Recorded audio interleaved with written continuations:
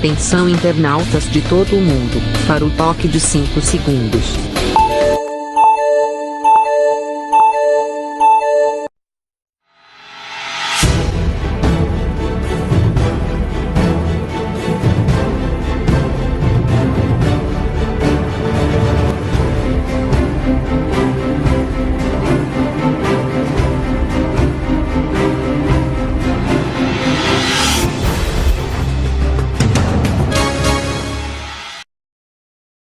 Alô, gente amiga, começando mais um programa Sérgio Cruz aqui pela viamorena.com.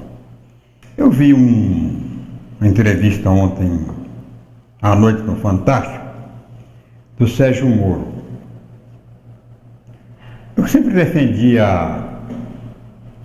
o melhor aproveitamento do juiz Sérgio Moro em qualquer governo.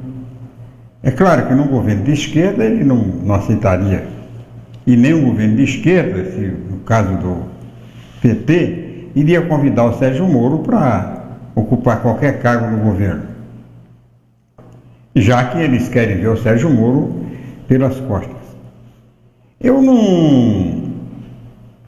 Muitas coisas que aliás, a maioria das coisas que o Bolsonaro defende, ou pelo menos defendeu, eu me opus contra, não por questão ideológica, e até por questão ideológica, mas muito mais por uma questão mais prática, mais evidente, menos demagógica, menos populista. Mas eu sempre concordei com a maior parte das decisões tomadas pelo Sérgio Moro. Eu sempre achei o Sérgio Moro um homem, um legalista, um homem muito preocupado no cumprimento das leis. E ele tem, no decorrer dessas articulações, dessa transição aí de magistrado para político, ou para o exercício de uma função política, no caso, ministro da Justiça e da Segurança Pública, cargo para o qual ele foi convidado, demonstrado muita coerência, né? Não muda, não tem mudado. Eu não acredito muito em político que muda da noite para o dia, de acordo com a conveniência. Ontem a favor da ditadura, hoje a favor da democracia. Ontem rasgando a Constituição, hoje colocando a Constituição como norte. São coisas que eu fico meio com o pé atrás, pelo tempo que eu tenho de estrada, né? São 50 anos de vida pública, no jornalismo, na política partidária. E na entrevista de ontem, o Moro colocou uma situação que contraria ou vai de encontro àquilo que defende o presidente Bolsonaro.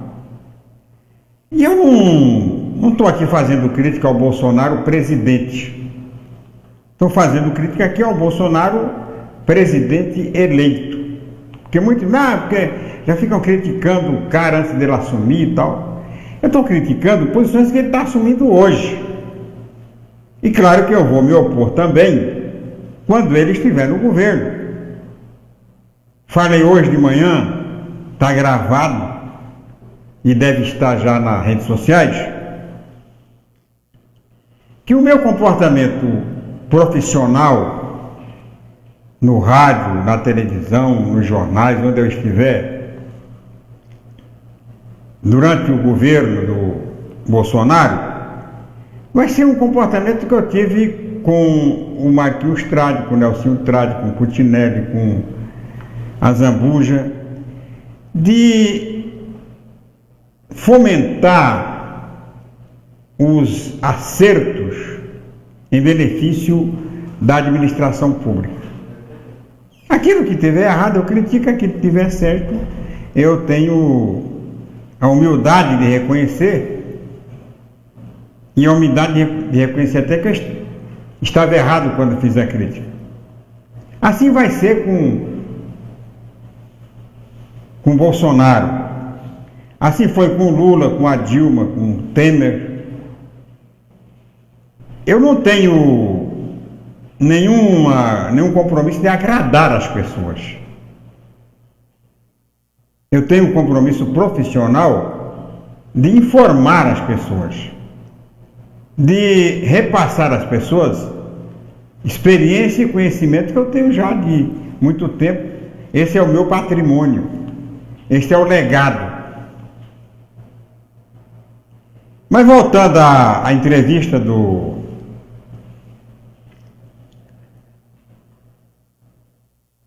Moro, ontem ao Fantástico, e a entrevista concedida na quinta-feira, na entrevista de ontem ele confirma aqui o que ele disse na quinta-feira, tem um ponto que tem que ser destacado. Eu publiquei na rede social, no Facebook, na quinta-feira, aquela declaração do presidente eleito sobre o Enem. E eu até ironizei, né, que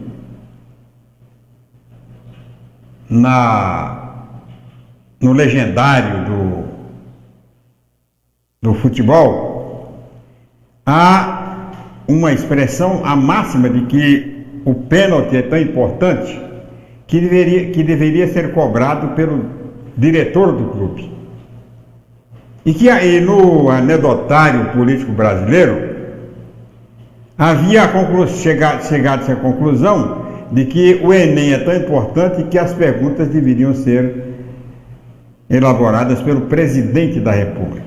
Eu fiz isso porque o Bolsonaro, imediatamente após a aplicação das provas do Enem da primeira semana, ele criticou uma das questões que era exatamente aquela que tratava do LGBT. Ele acha que não deve incluir essa história de LGBT e nos vestibulares. Numa gravação que ele fez imediatamente após, e que durante a entrevista do Moro foi mostrada, ele diz que vai proibir, acabar com o ativismo. Aí ele entra em choque com o Moro, porque o ativismo nada mais é que a associação de pessoas para defender determinados interesses, determinados objetivos. Esse é o ativismo. E é o direito de associação assegurado pela própria Constituição. Está lá na Constituição que você pode se reunir em associação. Depois ele fala em ativismo xiita, que seria um ativismo de esquerda. E ontem na entrevista dada à televisão, eu estou falando aqui, ó, se eu estiver enganado, se eu estiver mentindo, você pode desmentir. Está aí o Facebook. Tem gente que não gosta, né? Tem gente que manda eu me aposentar, porque já estou muito velho e tal. Mas eu estou falando, se eu estiver falando besteira, pode corrigir. Eu coloco no ar. Pode usar o espaço aí dedicado aí no Facebook, pode largar a brasa. Pode botar para jambrar. Que vai de encontro à posição do presidente eleito, vai de encontro com a posição do seu futuro ministro da Justiça. O futuro presidente fala em proibir, acabar com o ativismo. E o seu futuro ministro de Justiça defende o ativismo. Defende o direito de reuniões, defende as minorias. O que é ativismo? Ativismo é coisa de minoria. É claro que há o ativismo de maioria, mas o ativismo que se fala aí é o de minoria. É acabar com o ativismo dos movimentos negros, ativismo dos sem terra. Acabar. Já o Moro acha que não. E eu concordo com ele, por quê? Porque está na Constituição. O direito de reunir, o direito ao ativismo está na Constituição. Até me questionaram ontem, ó Sérgio Cruz, onde é que está o LGBT no currículo escolar? Não está no currículo escolar. Mas você não vai tratar na escola só o que está no currículo escolar. A escola, você trata de tudo na escola. Trata de tudo. A escola é um fórum, né, da educação. O LGBT existe, é uma constituição de lésbica, gay, bissexuais, transexuais, existe, está aí. Não dá para negar a existência e nem negar o direito do ativismo. E nem dá para a autoridade tomar partido. Do LGBT, o gay é o mais discriminado. É quem sofre o maior preconceito. Inclusive violência física. Há uma estatística de gays que são assassinados porque são gays. Isto com todo o ativismo existente, com todas as leis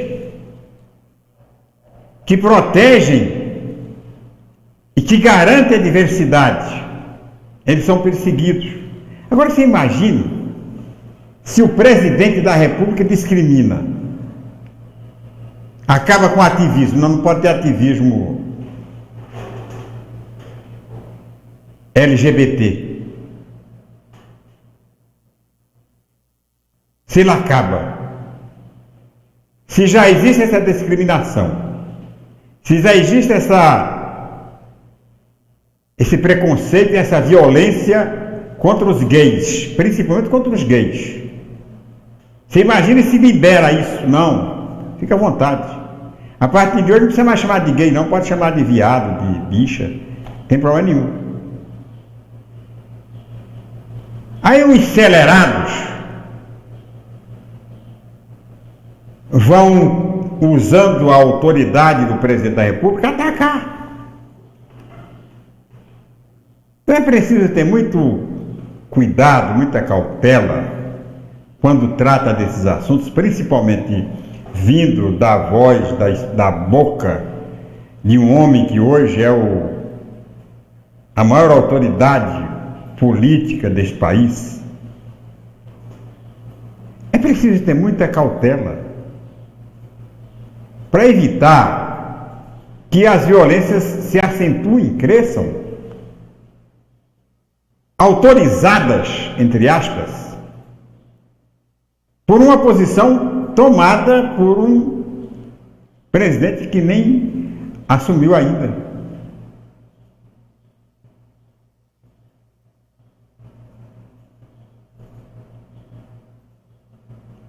Eu fico preocupado, mas já disse e vou repetir. O governo do Bolsonaro, como o governo da Dilma, do Temer, do Lula, do Fernando Henrique, terá todo o meu acatamento a partir do momento em que ele se dispuser a cumprir a Constituição e as leis e a defender a democracia. Nada contra ele, mas nada que impeça também o meu direito de criticar. Eu quero criticar e não quero ter nenhum ranger de dente e nem alguém aí, nem um boca de burro discriminando por causa da idade, tá? Eu já falei que quando eu era jovem, eu era discriminado porque era negro. Sofri bullying na escola porque era negro. E agora, depois de velho, me discriminam porque eu sou idoso, porque eu sou velho, porque eu tenho que me aposentar, porque eu não sei o que é que estou falando. Passei por tudo isso, né? Passei pelo negro, pelo feio, e sobrevivi. Não é esse essa desqualificação que se tenta dar pela idade, que vai me calar. Tá? Então, pode espernear à vontade. Agora, o senhor Bolsonaro, como qualquer um outro governante, seja governador do estado, prefeito, vai ter, de minha parte, todo o acatamento, todo o respeito que a democracia permite. Agora, os militantes vão ter que respeitar o meu direito de criticar.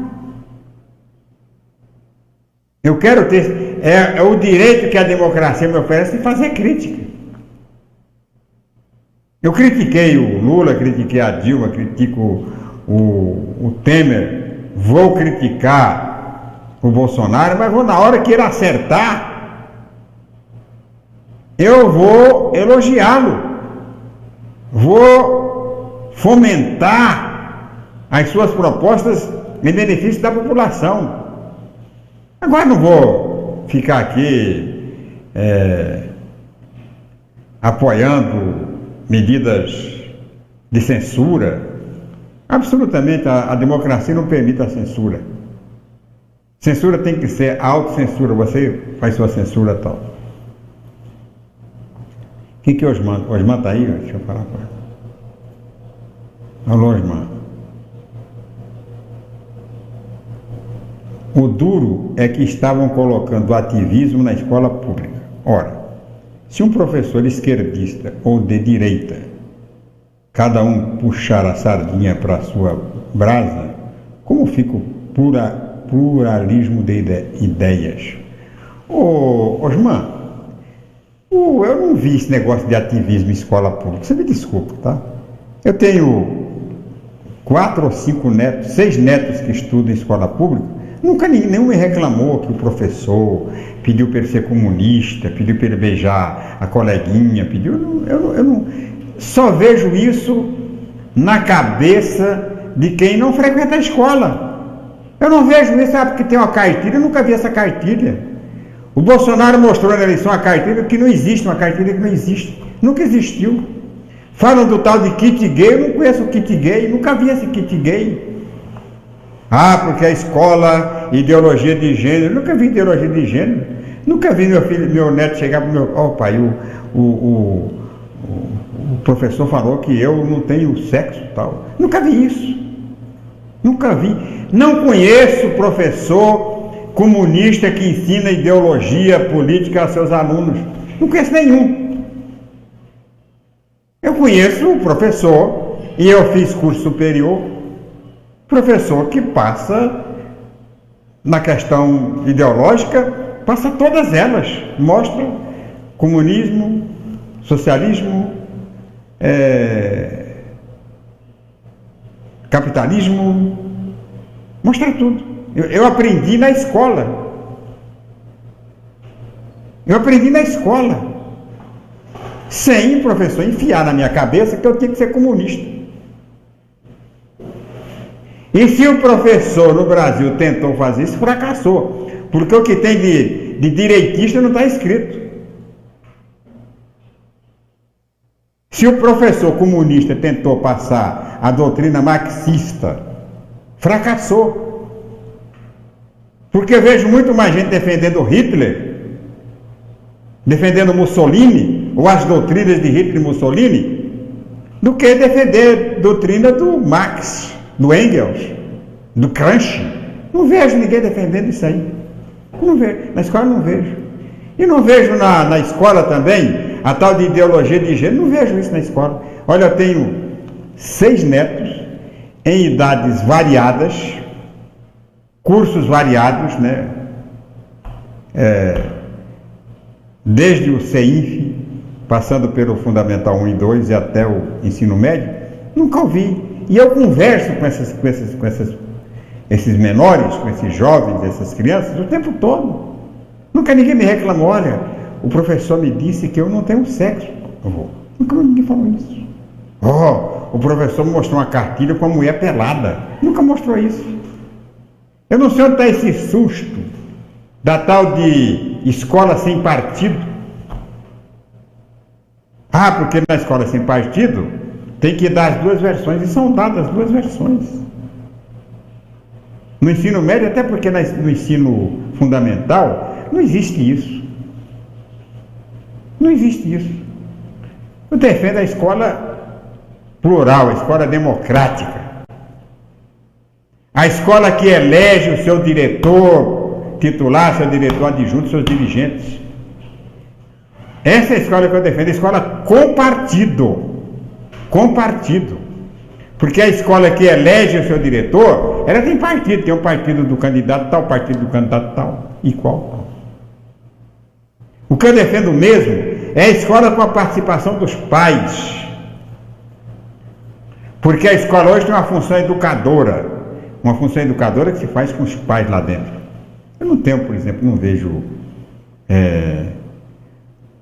neto meu chegar, o professor me diz que eu tenho que ser católico, que eu tenho que ser evangélico.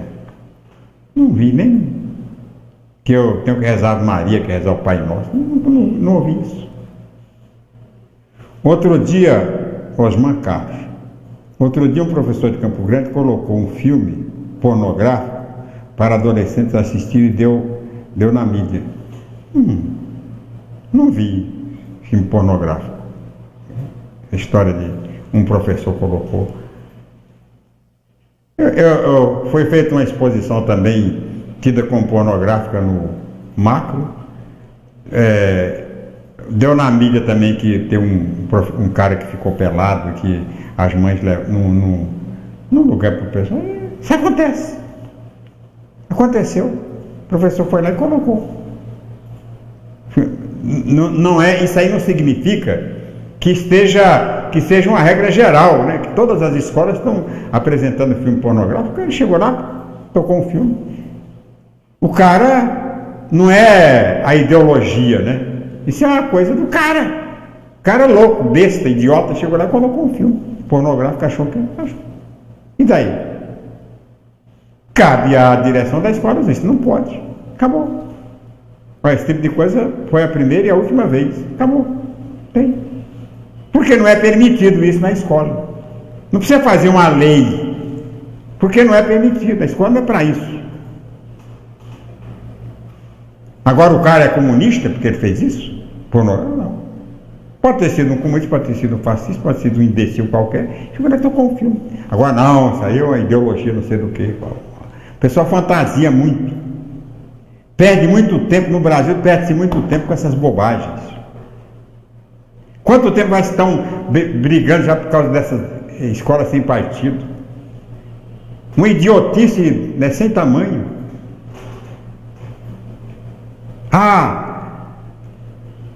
Tem que dar as duas versões. Dá as duas versões. Em toda a escola que eu estudei, havia as duas versões.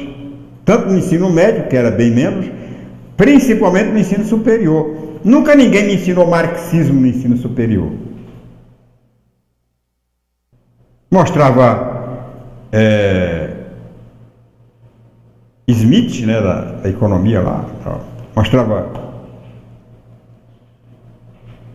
Marx, Engels, tudo quanto era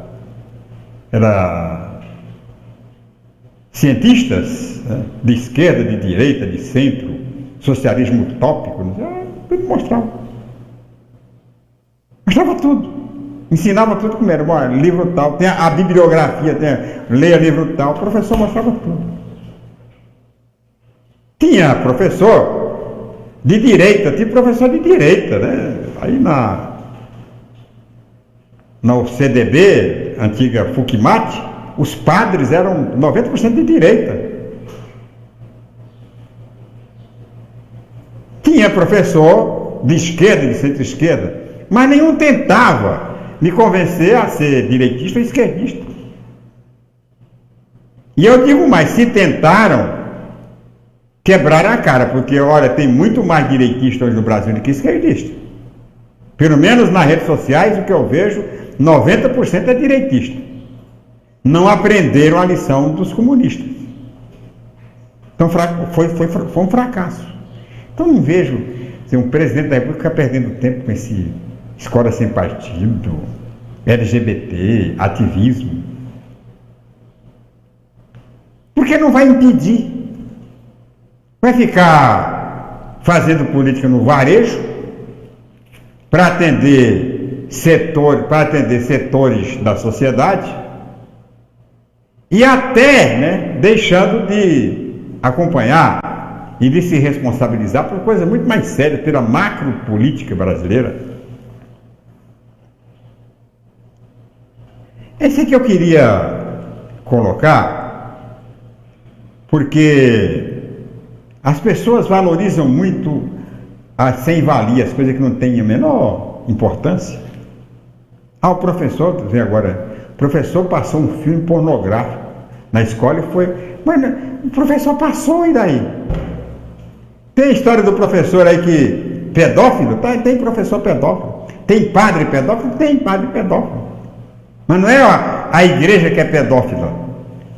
Não é o professor que é pedófilo. Não é a escola que é pedófila. É o professor. Isso é do indivíduo. E você não pode generalizar.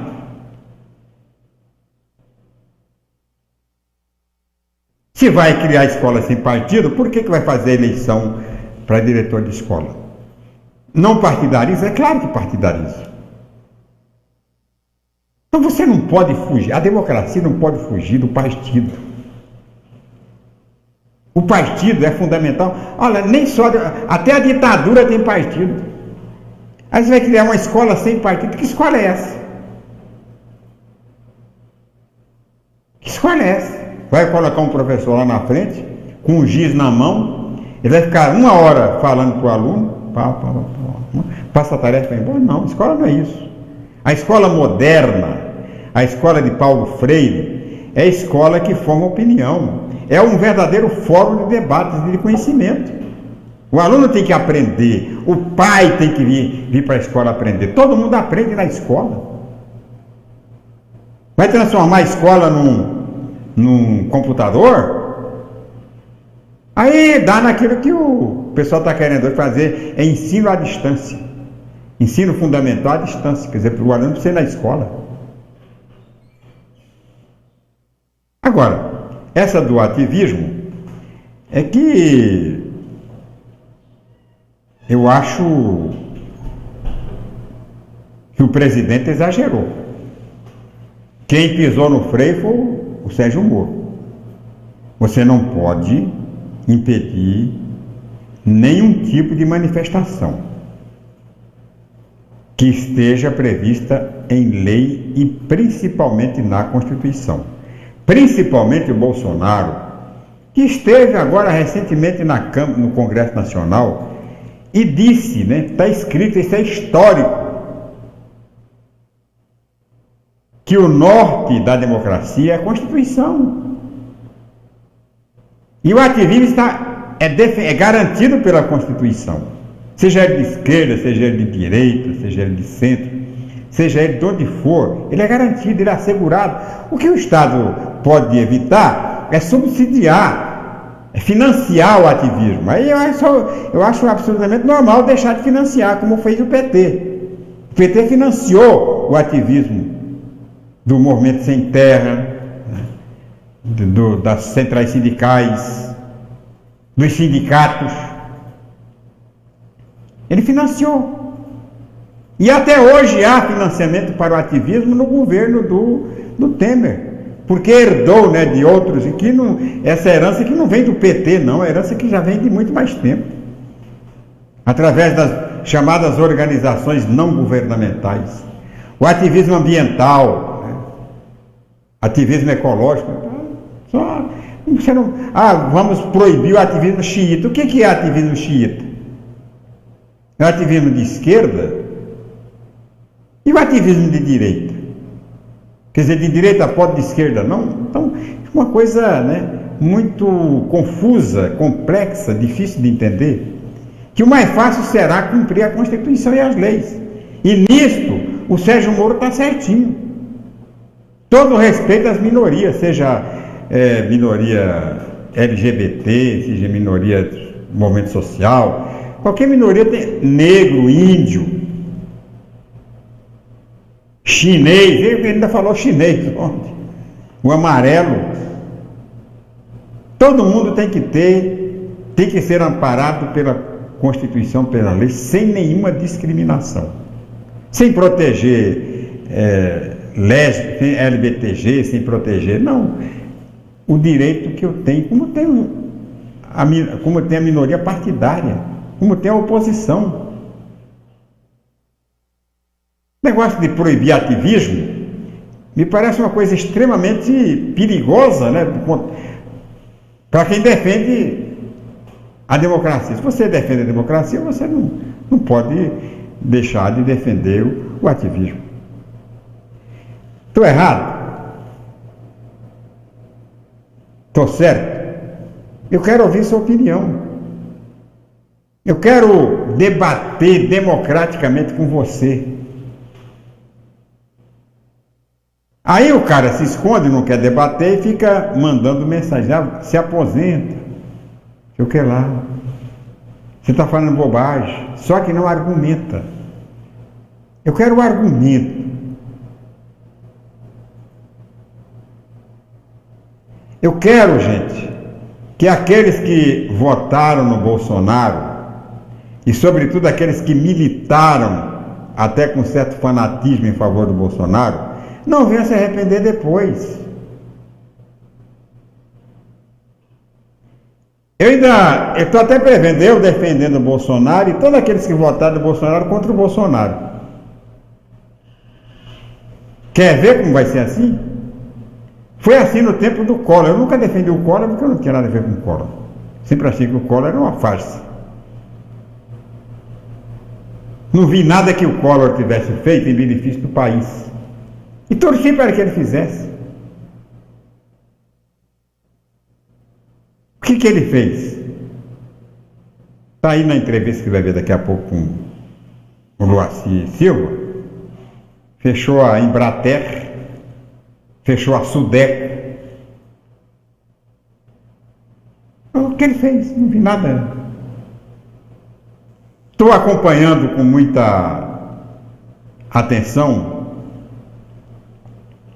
as propostas de mudança do governo Bolsonaro, a incorporação de ministérios. Sempre defendi o mínimo de ministérios possíveis, sempre defendi grandes ministérios. Essa pulverização de ministérios eu sempre achei extremamente nociva para a gestão pública. Agora, não posso concordar com essas interferências, né, para ser agradável, para ser família, porque eu acho bobagem. Eu acho bobagem. Vou participar ativamente do debate sobre o Estatuto do Desarmamento. A hora que surgiu o debate, eu vou participar. Quero participar com as pessoas, eu já fui convencido de uma coisa no Estatuto do Desarmamento, que é a posse de arma. Eu era contra. Eu fui convencido de que o porte de arma, a posse de arma, da arma, é até uma necessidade diante da dificuldade que se tem em garantir a segurança para a população. Sou contra o porte, mas é capaz até que você possa me convencer disso. Mas vamos discutir. Vamos esgotar todas as possibilidades, né, de dar errado, para dar tudo certo. Essa uma das virtudes da democracia. É facilitar, abrir espaço para você debater, para você trocar ideia, para você discutir, para você errar menos. A gente acha que o ponto de vista da gente é o único correto. Não, meu ponto de vista é o certo, o seu está errado. Eu acho um erro isso. Todos os pontos de vista têm que ser analisados. Quando você leva o debate para encaminhar a solução. Quando você leva o debate para você que está certo, que você está errado, é diferente. Aí não vai entender nunca mesmo, né? Igual discutir futebol. Muito bem. No programa de hoje eu vou mostrar a entrevista que foi concedida hoje de manhã no programa Boca do Povo, da FM Difusora, do Luacir Silva. O Luacir Silva é candidato a presidente do Conselho Regional de Medicina Veterinária, candidato de oposição, e a gente vai ouvir, claro, o correto seria ouvir todos, né? Mas só o Luacir procurou a rádio, né? Se os outros tivessem ido lá, naturalmente iam ser ouvidos do mesmo jeito, até porque a gente faz o rádio sem partido, então não tem. Essa entrevista é depois do tempo em Brasília e no estado de Mato Grosso do Sul.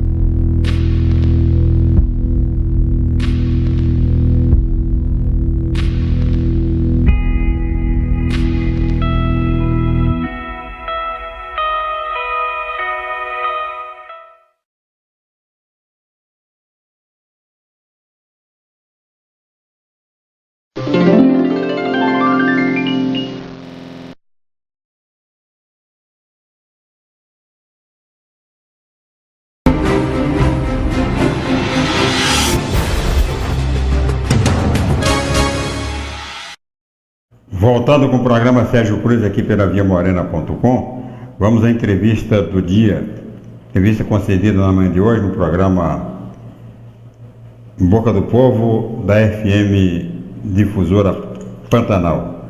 O entrevistado é o candidato a presidente do Conselho Regional de Medicina Veterinária, Luacir Silva.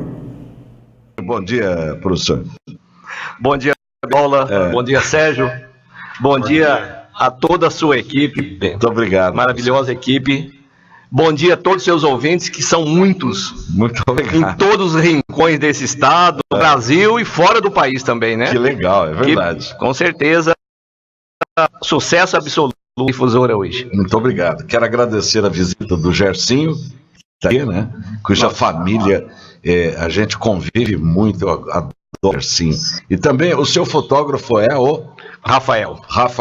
Bom, o professor, vamos falar dessa eleição. Que dia vai acontecer?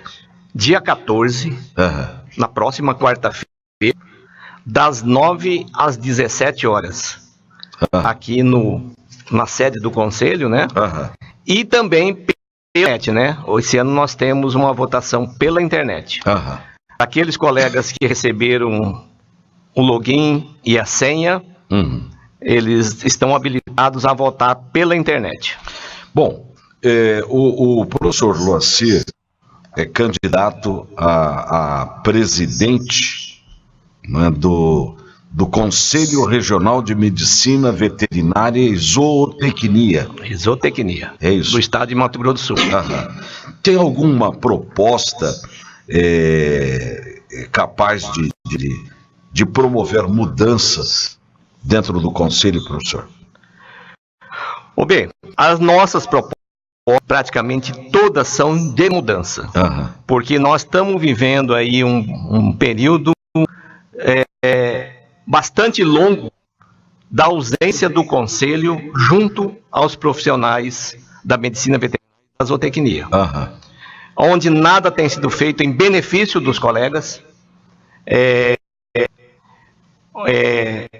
nada apresenta para fortalecer a classe, que nós precisamos fortalecer essa classe B, uma classe que é responsável hoje por 25% do PIB nacional, e trabalha esse movimento PET hoje, tem um faturamento em torno de 25 bilhões de reais. É muito dinheiro. Cresce a uma média de 7 a 8% ao ano. Tudo isso somos nós, os médicos veterinários ou tecnistas, que estão envolvidos nesse sistema de produção e mudar esse nosso conselho.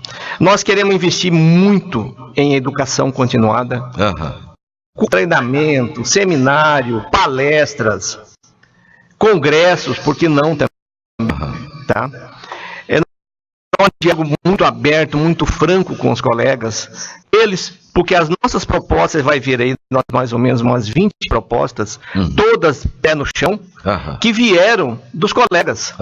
Eles é que montaram as minhas propostas, professor, do que eles precisam. Como que um conselho até hoje viveu com essa ausência perante os profissionais da área? A gente também faz essa pergunta, né? Porque o dinheiro que é arrecadado pelo conselho é pago pelos profissionais. E, lógico, tem que voltar para esses profissionais em benefício, em algum benefício, coisa que não vem acontecendo. Tá? Arrecada-se hoje no Estado muito. Hoje a nossa mensalidade, a nossa anuidade está em torno de mais de R$500. É caro. Nós somos mais de 5 mil profissionais inscritos e pagando isso anualmente. Fora as empresas do agronegócio, que também precisam pagar o conselho para elas funcionarem, atuarem. Que é um outro volume muito grande de recurso. Quer dizer, tem dinheiro, mas não tem ação por parte do... Não tem ação. E uma das nossas muito forte também é a transparência. Nós vamos definir isso em plenária logo que assumirmos o conselho, de quanto em quanto tempo os colegas querem essa prestação de conta. Até mensalmente, porque eu acho que nada mais justo do que você mostrar para o colega para onde está indo o dinheiro dele. Professor, resumindo, a caixa preta do conselho? É a vontade nossa, né? Eu acho que nós vamos sim, vamos ser muito transparentes e mostrar uma realidade que vem acontecendo e o que vai acontecer a partir do momento que nós formos eleitos. Legal. São 7h45, Sérgio. O Mato Grosso do Sul, na próxima administração federal, eu diria, contemplado do mais importante, que tem muita relação com o Conselho de Medicina Veterinária. O que acrescenta a nomeação da Tereza Cristina para o Ministério da Agricultura e a ação dela com a classe? Ajuda muito, Sérgio. A Tereza Cristina é uma amiga nossa, uma pessoa que há muito tempo convive. Eu também fui diretor-presidente do IAGRO, vivi com a Tereza Cristina quando era presidente da FamaSul. Nós tivemos um bom relacionamento e, com certeza, nós vamos ter um diálogo muito aberto com a Tereza Cristina a nível de ministério, porque hoje nós precisamos muito da agricultura. Isso quando nós falamos do órgão máximo que trabalha a defesa sanitária animal e vegetal do Estado, que é o IAGRO. O IAGRO está desintegrado.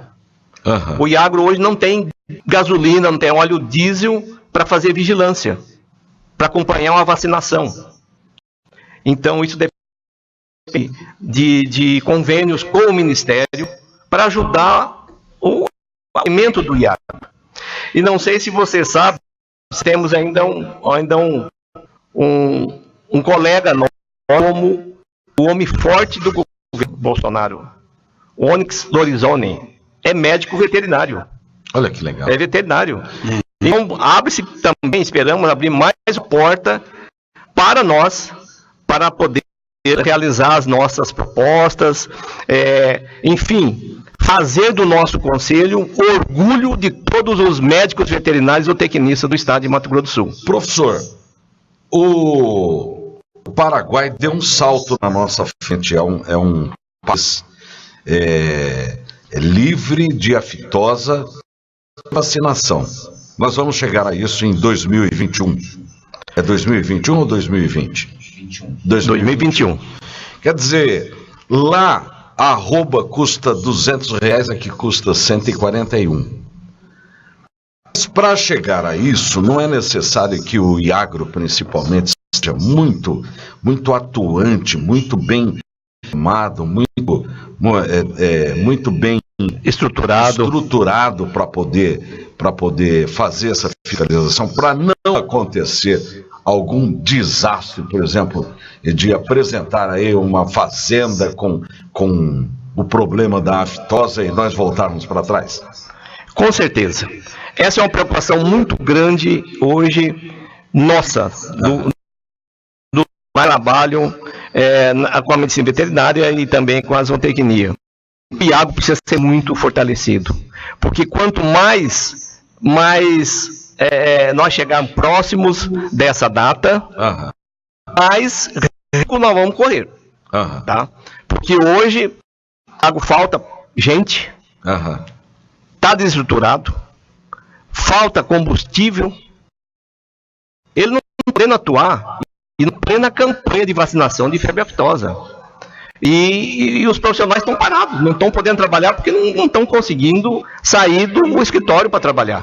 Professor, o Globo Rural ontem falou inclusive sobre as modificações. Por exemplo, quem fazia leite artesanal em casa, na chácara, no sítio, na fazenda, foi encontrando tantas dificuldades que falou, vou largar esse negócio aqui. Consequentemente, desmonta o plantel, né, de vacas leiteiras, porque exigem tanta coisa que é melhor você largar de mão, né? Tem alguma... Minas tomou uma providência lá, que o queijo artesanal está sendo feito, as pequenas propriedades estão sendo adaptadas para continuar fabricando, e nós aqui não demos um passo. Por quê? Esse passa por um processo, Bede Paula, que chama-se extensão rural. A nossa extensão rural acabou praticamente. Hoje estamos assim brincando de extensionista.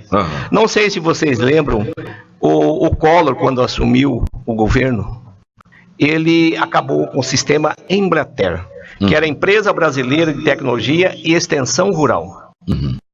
E tão logo o Zeca assumiu o governo aqui, ele acabou com a Empire, que era um excelente órgão de pesquisa e extensão. E desde então, nós passamos por esse processo falimentar da extensão. Porque o objetivo da extensão é ter profissionais preparados para ensinar o homem do campo.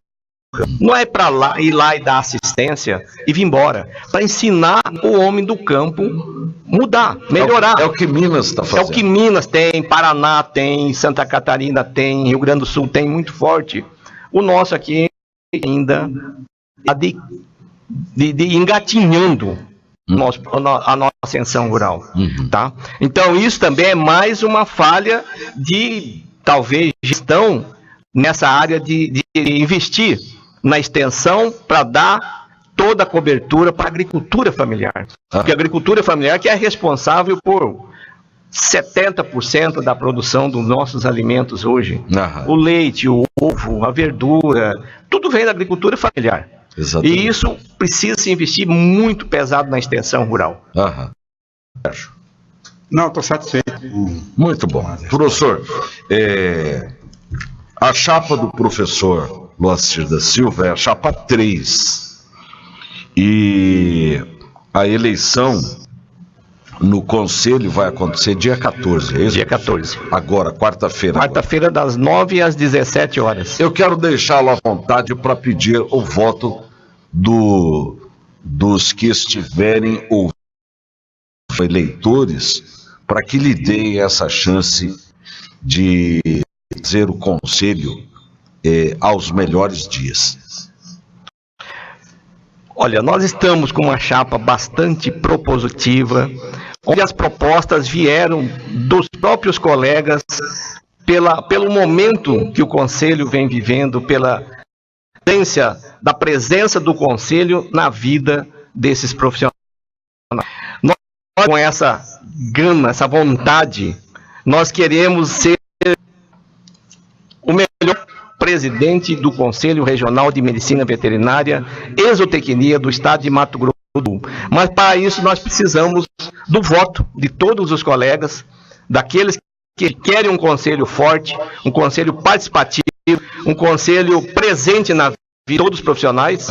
Chapa 3, vote Chapa 3 no dia 14 de novembro, das 9 às 17 horas. Boa sorte, professor. Muito obrigado, um abraço a todos os seus ouvintes, a todos os colegas médicos veterinários ou tecnistas do estado de Mato Grosso do Sul. Um abraço a todos. Muito obrigado, professor Acir da Silva, candidato.